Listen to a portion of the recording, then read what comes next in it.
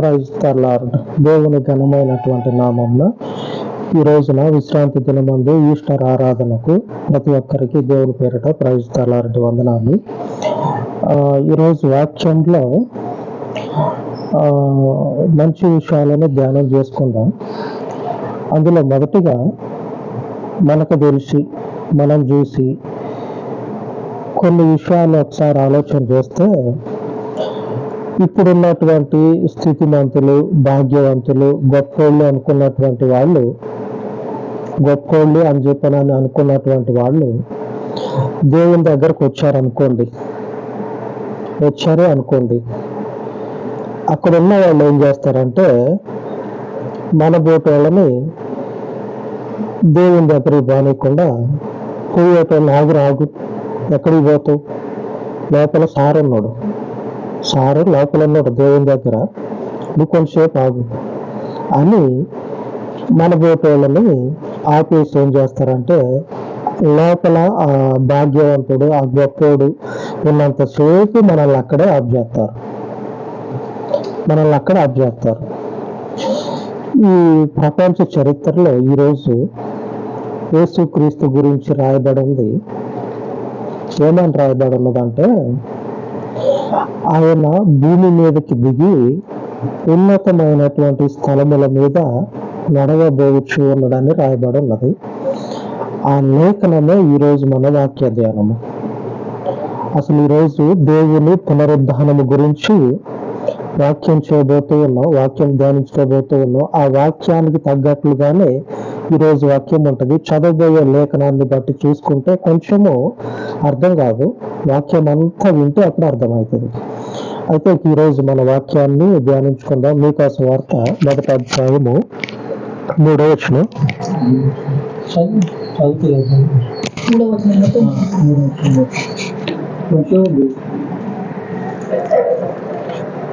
ఇదిగో యెహోవా తన స్థలము మీద విడిచి బయలుదేరుచున్నాడు. ఆయన దిగి భూమి యొక్క ఉన్నంత స్థలం మీదికి నడవబోచున్నాడు. ఈ లేఖనంలో ఈరోజు మన వాక్య ద్వారం ఏమిటంటే, ఆయన దిగి భూమి యొక్క ఉన్నత స్థలముల మీద నడవబోచున్నాడు. దేవునికి స్తోత్రం కలుగును గాక. ఎందుకంటే దేవుడు భాగ్యవంతులకి అవకాశము కల్పించకుండా, స్థితిమంతులకి అవకాశం కల్పించకుండా, లోకంలో ఘనత కలిగినటువంటి వాళ్ళకి అవకాశం కల్పించకుండా, మనలాంటి వాళ్ళకి, బీదలైనటువంటి వాళ్ళు ఎవరైతే ఉంటారో వాళ్ళకి దేవుడు అవకాశం కల్పించి ఏం చేసిందంటే, ఉన్నతమైనటువంటి స్థలములుగా దేవుడు మనల్ని ఈ రోజున అభిషేకించుండు. ఈ మరణించి తిరిగి లేచినటువంటి మనిషి ఏం చేయబోతా ఉన్నాడంటే, ఎవరినైతే దేవుని దగ్గరికి పోకుండా అడ్డుకున్నారో, బీదలైన వాళ్ళు, లోకంలో బీదలైనటువంటి వాళ్ళు, అటువంటి వాళ్ళ మధ్యలోనికి, అటువంటి వారి దగ్గరికి దేవుడు మరణాన్ని జయించి తిరిగి లేచి వాళ్ళ మధ్యలోకి వెళ్ళబోతా ఉన్నాడు. అందుకే లేఖనంలో రాయబడ్డది, ఉన్నతమైనటువంటి స్థలముల మీద నడవబోచున్నాడు. అంటే ఆయన ఎక్కడుంటే అక్కడే ఉన్నత స్థలం. మన మధ్యలో ఉన్నాడు. మనము దేవునికి ఉన్నతమైనటువంటి వారముగా, మన ఇల్లు, మన పరిచర్య, మన సంఘము దేవునికి ఉన్నతమైన స్థలముగా ఉన్నది. ఆ బలవంతుడు ఉన్నాడు కదా, వాని గురించి మిగిలిన వాళ్ళని ఆఫ్ చేశారు కదా. వాని దగ్గర కాదు, వానికి సంబంధించినటువంటి ప్రదేశంలో కాదు దేవుడు నడవబోతా ఉన్నది. ఈ మరణాన్ని జయించి తిరిగి లేచిన తర్వాత మన మధ్యలోనికే దేవుని శక్తి, దేవుని ఆత్మ దిగివచ్చి మనతో నివాసం చేస్తా ఉన్నది. ఇక ఎవరు కూడా మనల్ని ఆపేది లేదు, ఎవరు కూడా మనల్ని ఆపరు. దేవుడే చెప్తా ఉన్నాడు, దేవుని ప్రజలుగా ఎవరైతే ఉంటారో వాళ్ళ మధ్యలో దేవుని సన్నిధి ఉంటుంది. అందుకే ఈ మత్తయి సువార్తలో రాయబడి ఉంటుంది. ఏమని రాయబడి ఉన్నదంటే, ఆ, బీదలైనటువంటి వాళ్ళు, పేదరికంలో ఉన్నటువంటి వాళ్ళు ఎవరైతే ఉంటారో, ఈ బలవంతులతో సమానంగా లేకుండా దరిద్రతలో ఎవరైతే ఉంటూ ఉన్నారో వాళ్ళకి మాత్రమే ఈ దేవుని రాజ్యము చెందుతుంది. వాళ్ళు మాత్రమే ఈ దేవుని రాజ్యానికి హక్కుదారులు. పైపెచ్చు ఈ ఐశ్వర్యవంతులు కలిగినటువంటి వాళ్ళకి దేవుని రాజ్యం ఎంత మాత్రం కూడా కలగదు, ఎంత మాత్రం కూడా వాళ్ళకి దేవుని రాజ్యం అనేది ఇవ్వబడదు. ఈరోజు ఈ ప్రపంచం అంతటా కూడా ఈ బీదలైనటువంటి వారికి ఒక టర్నింగ్ పాయింట్ లాగా, దేవుని రాజ్యానికి చేరుకోవటానికి ఒక టర్నింగ్ పాయింట్ లాగా ఈరోజు దేవుడు స్థాపించి పెట్టాడు. ఈ రోజున దేవుడు ప్రపంచంలో ఈ పరిశుద్ధమైనటువంటి దినాన్ని ఈ పేద ప్రజల కోసమే స్థాపించి పెట్టి దేవుని ప్రజలకి ఇదే మాటని స్పష్టంగా చెప్తా ఉన్నాడు. కొత్త నిబంధనలో మనం ఒకసారి చూసుకుంటే ఎక్కడంటే గలతీయులకు రాసినటువంటి పత్రికలో రాయబడి ఉన్నది. అక్కడ రాయబడినటువంటి మాట ఏంటంటే, పేతురు, యోహాను అపోస్తలుడైనటువంటి పౌలుతోటి చెప్తారు. ఏమని చెప్తారంటే, ఈ అపోస్తలుడైనటువంటి పౌలు అప్పుడే కొత్తగా దేవుని గురించి చెప్పడం మొదలుపెట్టాడు. అప్పటిదాకా ఒక మంచి స్థితిలో ఉన్నాడు, ప్రభుత్వాధికారిగా. మళ్ళా ధర్మశాస్త్రానికి సంబంధించినటువంటి విషయంలో మంచి పట్టు ఉన్నది. ఈ పౌలుకి మంచి పేరు ఉంది. అంతటి స్థితిమంతుడు దేవుని గురించి చెప్పడానికి వచ్చి ఎవరికి చెప్తాడు? ఆయనకి సరి అయినటువంటి స్థితిలో ఆయనకి వీళ్ళకి చెప్దాం, మనోళ్ళు మనబోటోళ్ళు అని చెప్పనని అనుకున్న వాళ్ళకే ఆ పౌలు ఆ క్రీస్తు పునరుద్ధానం గురించి, దేవుని రాజ్యం గురించి చెప్తాడు. ఎందుకంటే ఈ పేదలైనటువంటి వాళ్ళతోటి ఈ ప్రభుత్వాధికారికి ఏం పని? పట్టించుకోడు కదా. పేదలని ప్రభుత్వాధికారి పట్టించుకోడు కదా. ఈ పౌలు కూడా అదే స్థితిలో ఉండడేమో. శిష్యులు చెప్తా ఉన్నారు, గుర్తుపెట్టుకో, నువ్వు స్వార్థ చెప్పాల్సింది ఎవరికంటే పేదలైనటువంటి వాళ్ళకి స్వార్థ చెప్పాలి. దేవుడు మరణాన్ని జయించి తిరిగి లేచింది ఎందుకంటే ఉన్నవానికే ఇచ్చి, వాన్నే గొప్ప చేసి, వానికే దేవుని సన్నిధిలో అవకాశం కల్పించడానికి కాదు. క్రీస్తు మార్గం అనేది పేద స్థితిలో, దరిద్రతలో, లేని స్థితిలో, వెలువేయబడినటువంటి పరిస్థితుల్లో ఎవరైతే విసర్జించబడతారో, కుటుంబం దగ్గర నుంచి సంఘము దాకా, అలాగనే మనుషులందరి చేత త్రోసివేయబడతారో అటువంటి వాళ్ళకి దేవుని రాజ్యము చెందుతుంది. కాబట్టి వాళ్ళని మాత్రమే నువ్వు జ్ఞాపకం చేసుకో అని చెప్తారు. ఆ లేఖనం ఒకసారి మనం చదువుకుందాం. గలతీయులకు రాసిన పత్రిక 2వ అధ్యాయము 10వ వచనంలో ఈ మాట రాయబడి ఉన్నది. మేము బీదలను జ్ఞాపకం చేసుకోవాలని మాత్రమే వారు కోరిరి, అలాగూ చేయుటకు నేనును ఆసక్తి కలిగి ఉంటిని. పౌలు కూడా దేవుని మార్గంలోకి వచ్చిన దగ్గర నుంచి ధ్యానం చేస్తా ఉన్నాడు.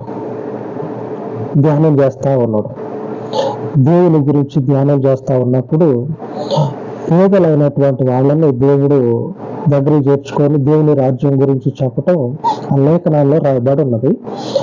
ఆసక్తి కలిగి అప్పటికే ఆయన ఆలోచనలన్నింటినీ కూడా దేవునికి అనుకూలంగా మార్చుకున్నాడు. మరి ఇంత ఆసక్తి కలిగిన మనిషి అంతకుముందు ఎందుకు నాశనం చేసిండు? దేవుని సంఘాన్ని, దేవుని ప్రజల్ని నాశనం చేసిన అని చెప్పిన ఆయనే చెప్తా ఉన్నాడు. అటు తర్వాత ఏం జరిగిందంటే పౌలు జీవితంలో లేఖనాలలో దేవుని చిత్తాన్ని గ్రహించి క్రీస్తు అంటే యేసు ప్రభువు పునరుద్ధానుడిగా లేచింది. ఎందుకంటే పేద ప్రజలైనటువంటి వాళ్ళని దేవుని రాజ్యానికి చేర్చటము కోసము మాత్రమే ఈయన లేచిండు తిరిగి. కాబట్టి ఈ సువార్త వాళ్ళకి చెప్పటమే కరెక్ట్. అని ఇంట్రెస్ట్ అనేది అటువైపు పెట్టుకున్నాడు. అప్పటి వరకు ఈ దేవుని మనుషులన్నా దేవుని ప్రజలన్నా అస్సలు పడదు, పౌలుకి అస్సలు పడదు. ఆ లేఖనాలలో ఉన్న దేవుని శక్తిని, దేవుని ఉద్దేశాన్ని గ్రహించే కొలది ఆయన ఆసక్తిని దేవునికి అనుకూలంగా మార్చుకున్నాడు. ఈ పేతురు, యోహాను వాళ్ళేం చెప్తా ఉన్నారంటే పౌలుకి, సరే నువ్వు దేవుని చేత పిలవబడ్డావు, దేవుడు కూడా నీకు పరిచర్యను అప్పచెప్పిండు, కాబట్టి నువ్వేం చేస్తావంటే పేదలైనటువంటి వాళ్ళని జ్ఞాపకం చేసుకో. పౌలా, నువ్వేం చేస్తావంటే నీ పరిచర్యలో పేదలైనటువంటి వారిని జ్ఞాపకం చేసుకో అని చెప్పనని పేతురు చెప్తా ఉన్నాడు. జ్ఞాపకం చేసుకోవటం అంటే అర్థం ఏంటంటే, సువార్త దేవుని ప్రజలుగా ఎవరైతే దేవుడు నిర్ణయించి ఉన్నాడో పేద ప్రజల్లో వాళ్ళకు మాత్రమే చెప్పాలని ఉద్దేశం. పరిశుద్ధ లేఖనాలలో ఉన్నటువంటి దేవుని ఉద్దేశం అంతా కూడా ఇదే. దీనికి తోడు ఈ రోజున అపోస్తల కార్యంలో రాయబడినటువంటి మాట ఒకసారి చదువుకుందాం. అపోస్తల కార్యము 2వ అధ్యాయము 104వ పేజీ. అపోస్తల కార్యము 2వ అధ్యాయము 24వ వచనం.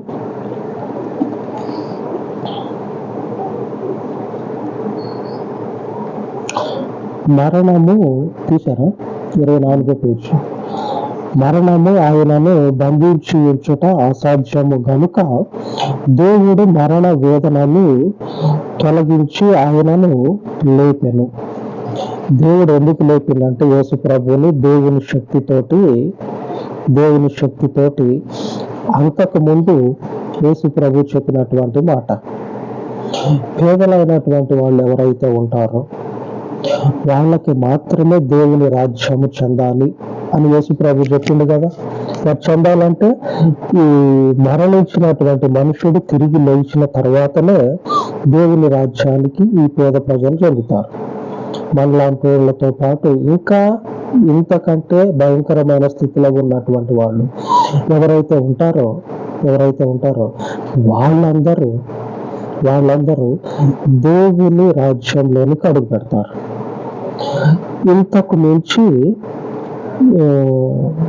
గొప్పోళ్ళు, దేవుళ్ళు అని చెప్పుకున్నటువంటి వారిలో ఇంతకు మించి ఘనమైన స్థితి ఎవరికీ లేదు.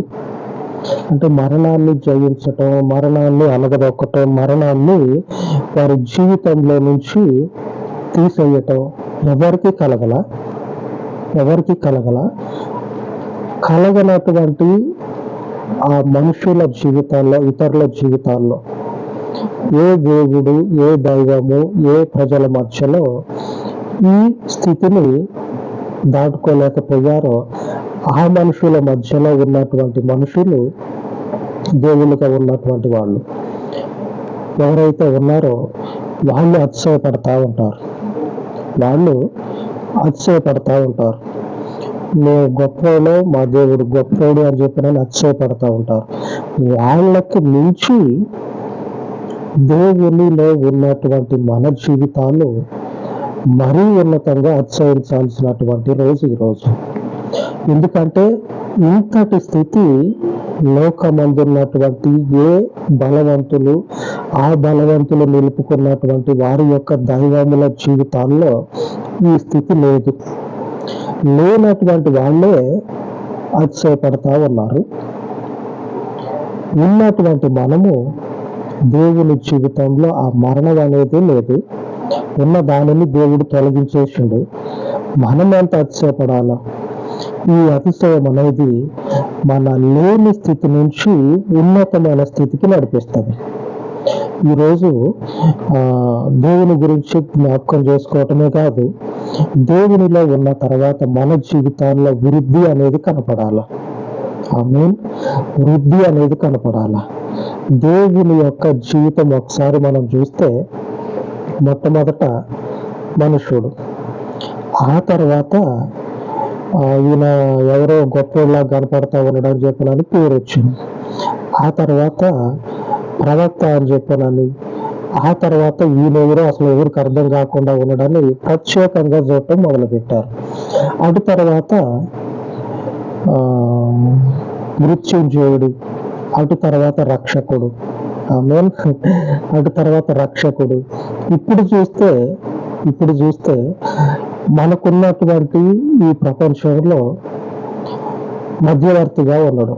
అటు పాత నిబంధనకి ఇటు కొత్త నిబంధనకి మధ్యవర్తిగా ఉండి రక్షకుడుగా నిర్ణయించబడ్డాడు. ఎంతటి ఎదుగుదల యేసు ప్రభు జీవితంలో ఉన్నదో ఒకసారి గమనించండి. ఎంతటి ఎదుగుదల ఉన్నదో. దాన్ని మొట్టమొదట్లో చూస్తే సాధారణమైనటువంటి మనుషుడిగా ఉన్నాడు. అక్కడి నుంచి క్రమక్రమంగా రక్షకుడుగా ఉండి ఈ రక్షకుడు ఈ రోజున ప్రపంచాన్ని రెండు ముక్కలు చేసిండు. ఈ ఒక్క మనుషుడే. అంతటి స్థితిలోనికి మన జీవితాలు నడిపించబడాలి. బలవంతులని పేర్లు ఉన్నాయి కదా, వాళ్ళని కూడా దాటుకొని పోవాలి. ఆయన నడిపిస్తాడు మనల్ని. ఎందుకంటే ఆయన నడిచిండు కాబట్టి మనల్ని నడిపిస్తాడు అదే స్థితిలోనికి. ఆమేన్. దేవునికి మహిమ కలుగును గాక. ఈ ఈస్టర్ ఆరాధనను దేవుడు తన మహిమ కలిగిన నామంలో దీవించును గాక. ఆమేన్.